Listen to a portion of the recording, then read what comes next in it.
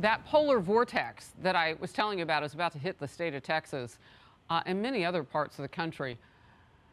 Illegal immigrants sleeping outside in already freezing temperatures, well, that struggle is about to get worse. Texas Governor Greg Abbott is right now saying all that we do next on the border is about saving lives. Urgently. We're having to manage the crisis on the border, regardless of what's happening, because even before the potential lifting of Title 42, we've seen this massive influx. But you got to go back to see the way that the Biden administration has handled this whole situation. Completely unprepared, complete disaster. And Texas is left to pick up the pieces of the disaster caused by the Biden administration. Tom Homan, Fox News contributor, former acting ICE director. I have heard many people say it in the lead up to this week. Now I hear it a lot. Is this America? No, it's not. It's not America I grew up in.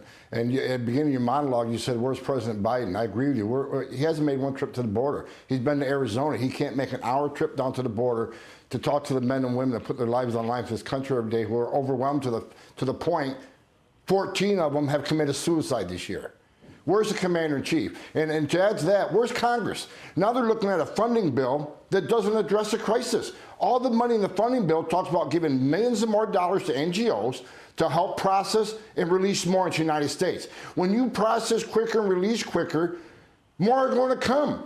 So we send a message to the whole world. Cross the border illegally, you won't be detained, you'll be released, and we'll get you to your final destination. Who the hell wouldn't come to the greatest nation on earth if there's no consequence for entering illegally? And what upsets me the most, Harris, is the death. How many Americans have to die from fentanyl overdoses because 90% of the Border Patrol is no longer on patrol? How many migrants have to die? We got nearly 1,500 migrants have died a terrible, tragic death, because the most vulnerable people in the world will put themselves in the hands of criminal cartels to come across an open border. Secure border saves lives, and President Biden's policies are killing people at record numbers. You heard the governor there, and the urgency that I hear in your voice, and now it's spreading to some on the other side of the political aisle, or at least in the middle. Kyrsten Sinema, that senator who now suddenly is an independent, wants to take a bipartisan group down to the border.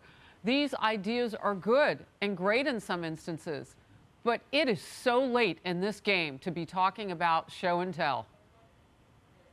It is late because they released several million people into the United States. Even if, and right now, if you look at the court data, immigration court data, nearly 9 out of 10 people who claim asylum at the border never get relief from U.S. courts because they simply don't qualify. So they can call them asylum seekers, but mostly it's fraudulent claim to asylum. And look at order removal. They lose their case and a federal judge will say you must leave the country. You can't remove millions of people. How the hell are you going to do that? So, the people need to understand these millions of people coming across right now, they're here to stay.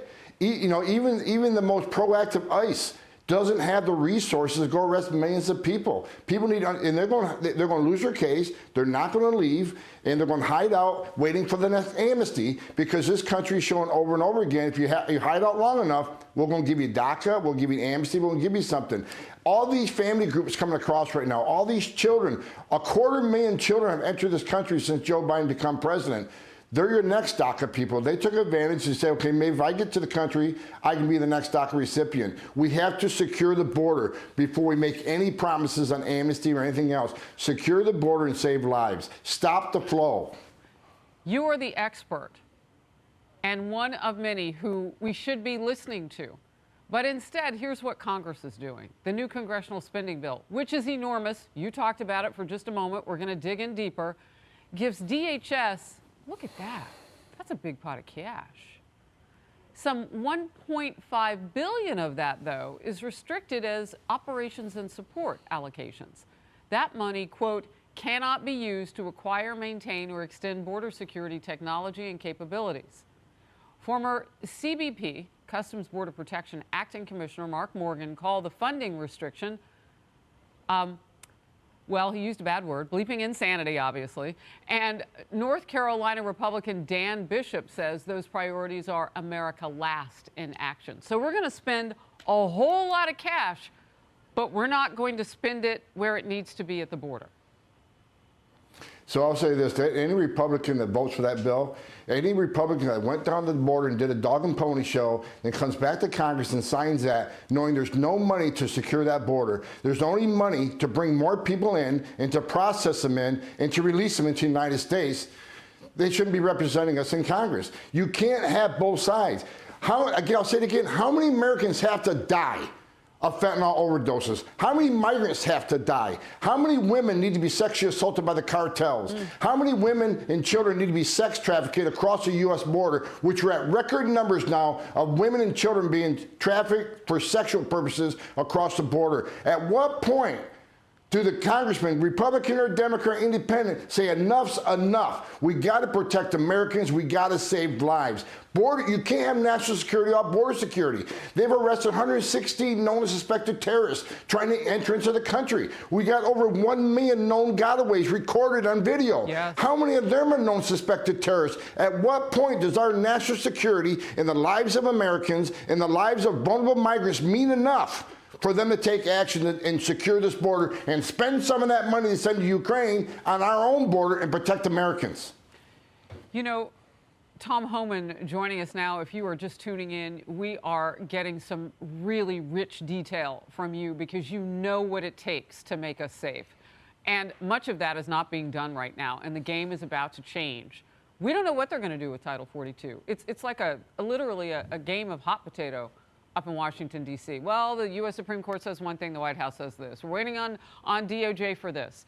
But they could, in the meantime, use some of the other laws that Obama used, like Title 8. There's plenty on the plate that we could use to deport people at this point. You got, Harris, you're exactly right. They got Title 8 expedited removal. But let's not forget, Title 42, we already got a crisis with Title 42 in place, right?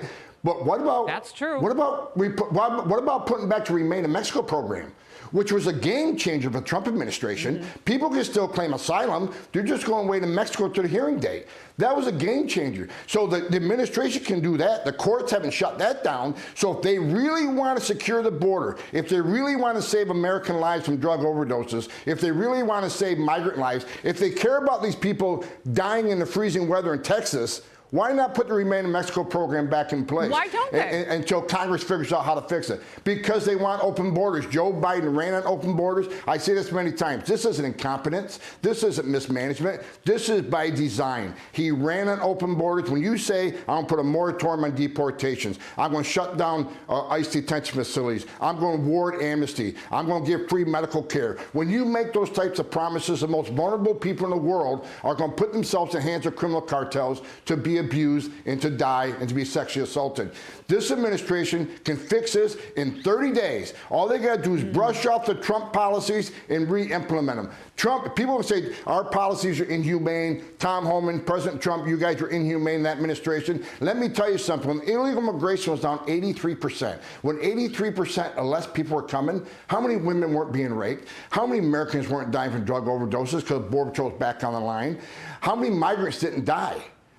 I mean, how many? You know, at what point do we make common sense decisions to save lives and protect our national security? You can't have national security without border security. We got all these databases in place, Harris. We got the TSA screening database, a no-fly list. We got the visa security program. They mean nothing now. Don't try to get a ticket or a visa. Just go to Mexico and cross the border illegally and get in and not be caught. That scares the hell out of me. Your line of the day, you cannot have national security without border security. And if we are not safe, we are not sovereign, period. Tom Homan, thank you very much for getting us started on this topic and being in focus today. Appreciate your time and expertise always. Thanks for having me.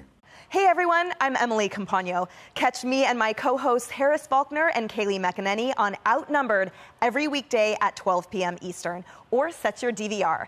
Also, don't forget to subscribe to the Fox News YouTube page for daily highlights.